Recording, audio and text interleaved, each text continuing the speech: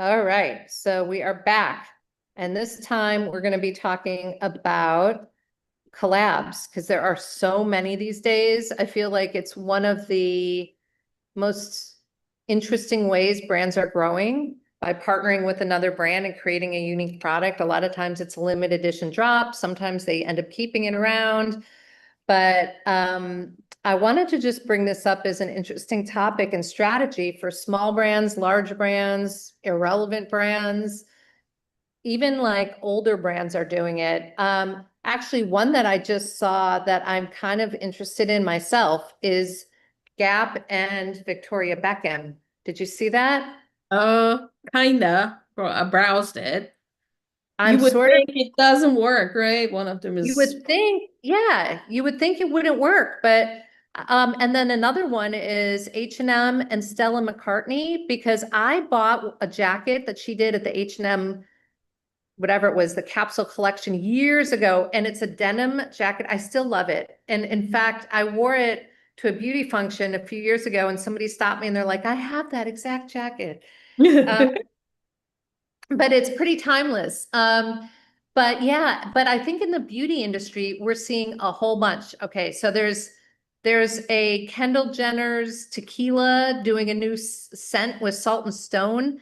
I think Mhm. that's a little odd. I don't really Yeah, want to smell like tequila, right? no, no. I I mean, mean, yeah. yeah, I Yeah, just find I get the wanting to borrow Kendall Jenner's name, but that's maybe not well, maybe we're wrong. Maybe it'll just sell out. Sometimes the weirdest things do incredibly well. yeah, You know, I agree. strange flavors, strange whatever. And then we have a Starface Marc Jacobs collab because Yeah. you know Starface is known for the pimple patches. I always wondered what are they going to do next because that's such a one, it's such a specific, it's like when Biore invented those pore strips Yeah, and they couldn't really come up with anything after and they brand kind of just petered out. yeah, It's very hard to follow up that kind of innovation. You've got this, and it's not even that, from my perspective, the innovation existed already. All they did was make it into a star so that it's visible. The yeah. patch, the idea of putting a pimple patch was already around. Sure. Um, And Marc Jacobs Beauty is trying to come back, you know that. And they're trying to come So back. they're trying to, I think what they're doing is they're trying to reach out with this collaboration, reach out to a younger audience saying, now we're hip, please get us. So usually the way I'm seeing it, the collabs are happening with a lower tier price range with a higher tier luxury brand, which is very Yeah, interesting yeah. because that fragmentation tells you that the luxury tier is not reaching to the younger audience who are still getting paid by their parents or they're paying for the expenses. So it's in a way that remember me when you're grown up, come to me kind of thing. So that's the seeding, Yeah. I think. Well, sometimes it's also just two old brands like Estee Lauder and Diane von Furstenberg, Oh right? yeah. Like they're both sort of old, trying to be relevant. So then they're like, well, let's just be irrelevant together. And then let's just make That some doesn't stuff. make So any sense. Why would you do that? You know, I that's know it does feel a little bit, off. I mean, I think their products were beauty. So they had a fragrance, a blush, and a lip gloss. Hmm. Nothing super innovative there. Again, the brands are sort of not very exciting. Um, and then there was the one with Pat McGrath and Supreme. Now that's interesting because Pat McGrath, that brand has been up and down. Yeah. Uh, And Pat right? McGrath moved to greener pastures with Louis Vuitton. And then I thought they were closing because it was bankrupt, and a group from Florida bought them. And now they have Pat McGrath. But it makes you question, okay, you are, I don't even care for Supreme, you know? Like what is Right. Supreme? You know, like it has these big writings. And I, for the longest time, I was so ignorant. I thought that was like, are they Louis Vuitton? You know? So, Right. because it looks so similar. So Pat McGrath collaborating with Supreme doesn't make any sense to me. I mean, because Pat McGrath is expensive as well compared to the other makeup products there. Supreme is extremely expensive and has a different demographic. And I'm like, what's going on here? It just doesn't make any sense. But supposedly they did a lipstick that sold out like that. I don't know. So I think I really do think there's an art to these collabs though. Putting the Yes. right brands together in the right way where it's like one plus one equals three. And I feel like a lot of the ones that we're seeing, and we talked about a few of them, are not doing that. They're just like, oh, we need a collab because everyone else has one. Okay, who can we collab with? Yeah. And it feels like it falls flat, it's not, Yes. It gets but maybe, boring. It's not exciting. Like if a skincare brand would collaborate with, I'm just gonna throw it, a Nobel Prize winner, a scientist, the immunologist, and say, okay, we're doing this, bring your science in. That would excite me. And I was like, that would make me happy. Or, for example, a hair care brand matches with a skincare brand. They don't have hair care, they don't have skincare, and say, now you have the complete package. Go to town. that's a good idea because, I feel like in hair care, the collabs are celebrities. That's it. It's Yeah. like celebrities have and we've talked about that before. We did a thing on celebrities. But I actually think to do a true collab, like I would love to have a scalp serum. Well, who's better to do a scalp serum than a skincare brand? Yeah, Your scalp exactly. is skin, after all. It's Yeah, not, so if you think about it, that would make an incredible collab. yeah. Um, that's a good idea. Maybe we got to do that. Uh, you know, a Massimi Avicina scalp serum. I Yeah, mean, we come can do on. anything. Sky is But the limit. yeah, but I think you're right that I think when the products can lend each other some credibility or expertise or have a reason for being besides just like it's a moment in time. And maybe some of these brands just want to capture some social currency for a blip and they don't care. You know what I mean? It's like, Oh, okay, Justin Bieber and Rode did a whole thing at Coachella.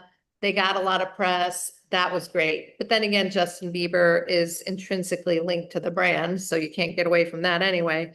mhm. But yeah, maybe they are just they're riding the wave of culture and they're not caring so much about long term. But that's dangerous too, because Yeah, one of these falls flat and then there's suddenly a loser for however long exactly. it takes to dig out. I mean, so when you look at the really big brands, Chanel, La Mer, Dior, they never collab, which is very interesting. They never do that. They don't like even if they bring a celebrity on, let's say Charlize Theron for the perfume, she's the face. It's not a collaboration. Lancome does the same thing. So is that flying like falling flat now? Is that why people are going for the Maybe it's collab? not enough just to have a celebrity face. You know what I mean? Like you Don't have to believe do in more. You have to have a celebrities. product. Do you believe in celebrities anymore? I don't. I I really don't. I just don't think people trust that they actually use the products that they're pitching Mm-hmm. and that they have anything to do with the products they're pitching. I mean, Definitely. some of the hair care products I think are struggling, the celebrity hair care, and I'm not surprised. I mean, Yeah. I'm curious to know how Blake Lively's product is doing because I know that in Target it wasn't great.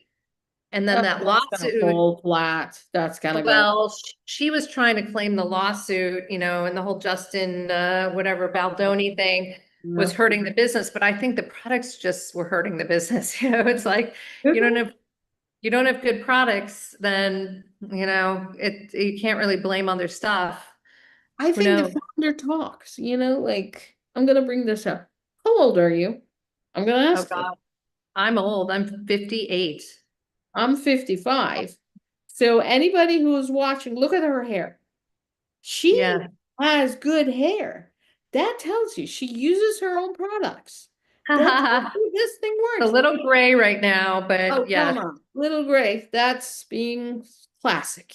It's good. Like Prada loves, what was it? Devil loves Prada kind of thing. We're going that Yeah, route. yeah. But that tells you the founder is using the product. Her hair looks good. You don't need another proof. You don't need a celebrity. And by Like, the way, I only use Power Beauty collab products on my face, my skin. There you And go. I think, I mean, my skin, you know, the last time I went in, my dermatologist, he was like, wow, your skin really is looking good. I'm like, yeah, you know. It's a little, I'm a little sunburned today because I'm Sunburn is outside. good.